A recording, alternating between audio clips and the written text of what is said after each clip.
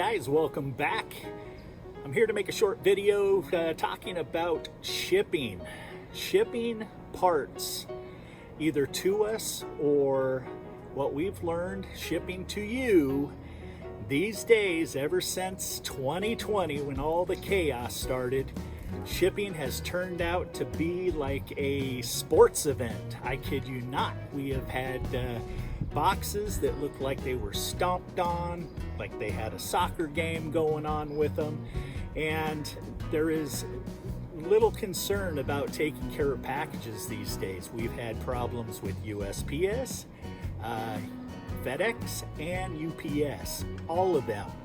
Now, we have had a situation with a gentleman that even insured his package with UPS. UPS did not want to cover it, so they just flat out denied it, even though he bought insurance, and they tried to create some fabricated story that it wasn't packaged properly. And now they're saying, well, you're going to have to take whatever steps necessary because we're not going to pay for it. For you out there shipping Austroflamm parts or, glass for stoves, for cook stoves, like the 550 here, or Austroflamms or whatever, I would highly suggest that you insure the package for an extra $10, depending on the size of the package and on the value of the package. That's what determines the extra cost. I highly suggest that you seriously consider paying for the additional shipping insurance.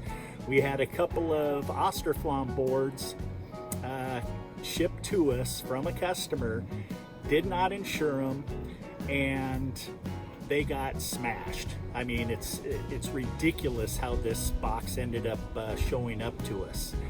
We tried to get them to cover it, and I can tell you that USPS was the culprit here on this one, and they will only insure packages up to $50 value, or that's what they will reimburse you if you do not pay for additional insurance. So just beware and understand, and we're trying to let everybody know that we're talking to by phone or email to take this extra step, because the insurance, just like your automobile insurance, obviously we're forced to have automobile insurance to drive on the road, but shipping, you do not have to have it. And I can tell you, with the damage that's occurring, they don't like it. It doesn't seem like they like it when the packages are insured, because then they're going to have to step out of the box and they're going to have to lie or create a story in order to get away from.